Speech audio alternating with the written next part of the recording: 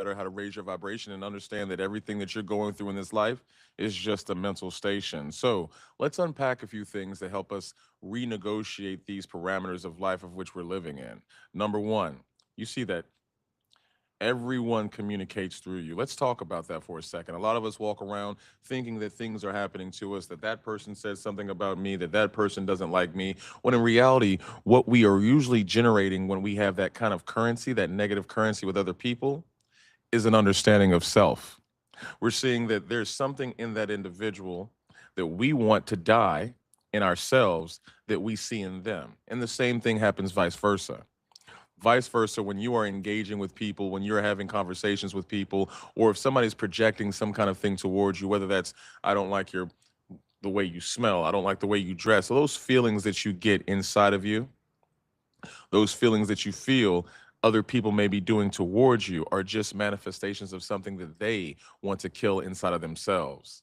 A lot of people don't know how to negotiate their emotional IQ. They don't know how to negotiate situations around you. But more importantly, the people that are watching this video, you don't know how to negotiate it, because if you did, you'd be the emotional Machiavelli.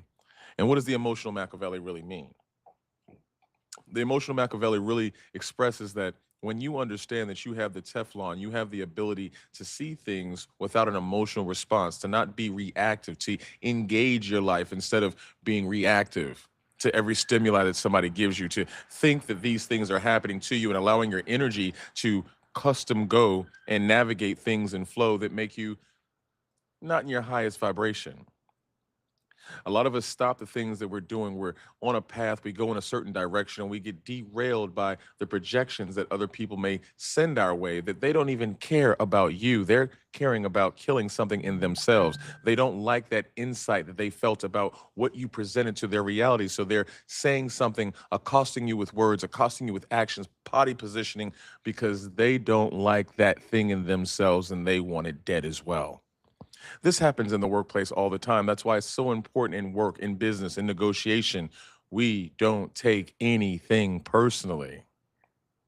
Nothing is personal, nothing is an emotion.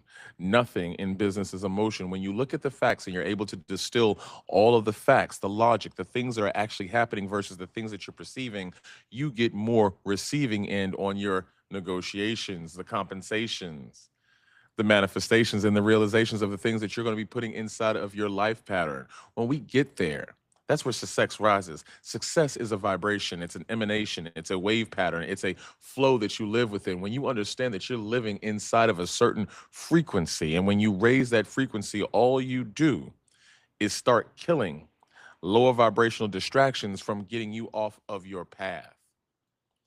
Remember that. So say thank you. Thank you. I am so appreciative for everything that comes my way, because everything that comes my way is something that came through my play. This is my stage. This is my interaction, my interaction. How do I engage the situation of life? How do I engage the stage? What performance do I put on? Because I should not be affected by the extras. I should not be affected by the grips. The producer shouldn't affect me, because this is my stage. This is my performance. I'm going in to do X, Y, and Z. So, what do we do? What kind of practices can we use to get outside of our emotional mindset? Number one, awareness. You have to be aware that these things are doing these things to you. And then you stop taking it personal. That's why the three agreements are so the four agreements is so powerful. When you read the four agreements, you start to understand a few things. Number one, life is not happening to you. Nobody's accosting you. Nobody's calling you this. Everything that happens in your surrounding is a subconscious manifestation into your reality that you need to negotiate. And how you negotiate it is the lesson in the path for your elevation. Meaning, if you're reactive to it, then you're never going to go past and graduate to the higher level. You're going to stay in that same reactive state. You're not going to respond with eloquence or respond with just ignoring it, or respond with growth. When we respond with growth in these situations, we are understanding that these situations that take place when people say things or engage us or trigger certain aspects of things that we don't like within ourselves. That's the only thing a trigger is. It's some deep, dark secret inside of you that you don't want the world to know, but you've exposed to the world that it bothered me. That's what your reaction does. When you communicate something to somebody else about you being triggered or traumatized, it bothers you because there's something inside of you that you haven't figured out how to negotiate that obstacle of life. Meditation. How much are you meditating every day? How much time are you taking away every day to sit in peace, to sit in silence, away from everybody else, away from the phone, away from your computer, and just closing your eyes and thinking, looking for that violet light in the center? How much time are you doing a day to do that? If you're not spending time doing that daily, then what you're doing is scrolling. You're paying your attention to these black screens, and they are controlling how you interface with reality. Again, if you don't control your thoughts, if you don't control your emotions, if you don't control the motion that you put on your play of reality, then something else in this reality is controlling it for you. This is not a situation where you can just be dormant. In this reality that we live in, we have something controlling some aspects of our interpretation of the reality that we live in. And when we start to really capture what that means, we start to pay attention to every single motion, movement, thing, thought, everything, and take control over it. And control is not a aggressive or controlling. No, control just means to put in a harness of discipline, to focus yourself in a harness of, I'm going to speak with diction. I'm going to move with intention. I'm going to move with confidence and courage. I know that I'm blessed. I know that I'm happy. I know these things, and nobody else is going to be able to tell me these things otherwise. That's 99% of what you see in the interactions in the world today. People wanting to influence you of how they feel so that you can have empathetic associations and marry that feeling so that you can be in the same zone as them. I would say prison, but we're not going to use those words today. The more we understand that power and how these things work, the more that we can interact and interface with a higher vibration. Success, wealth, happiness is a vibration. And when you reach that vibration, it's kind of hard to go back. It becomes more of a choice. Choosing to pick up your phone, choosing to engage on social media, choosing to engage in these different distractions that keep you away from the real knit and grit of reality. Life is a workout.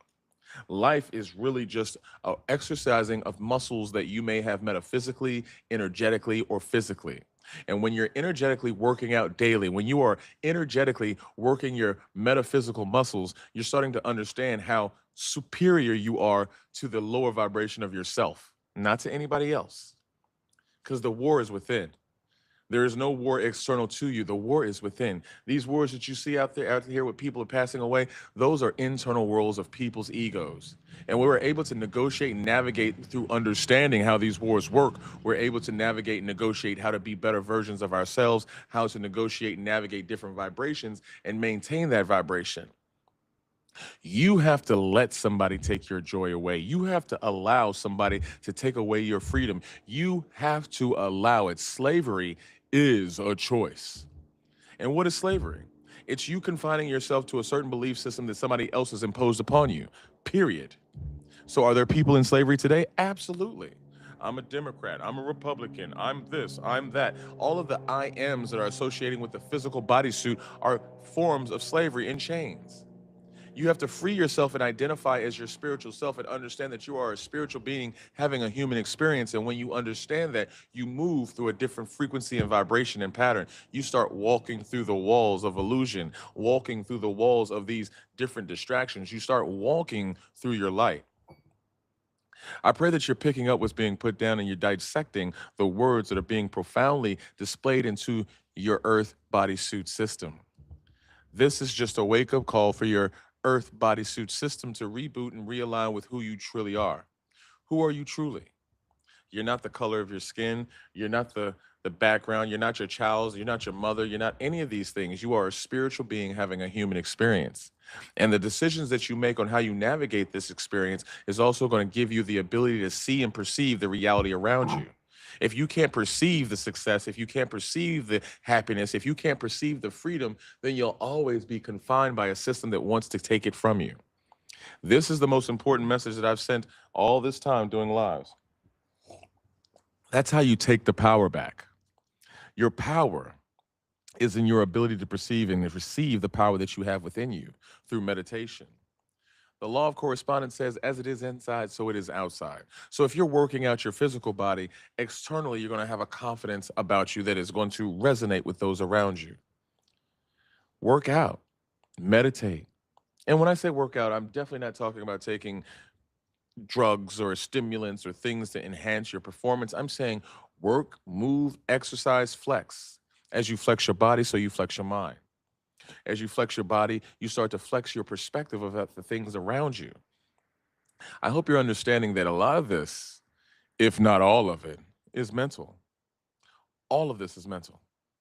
This whole existence that we live in is mental. How you perceive the happiness and joy in your life is about the mentality that you're able to create. If you're putting things inside of your body that are influencing your mental state, then you won't be able to have that frequency and vibration of the elevation that you want to emanate. Does that make sense? You have a great, fantastic, blessed, and abundant day. That's 11 minutes. Oh, yeah.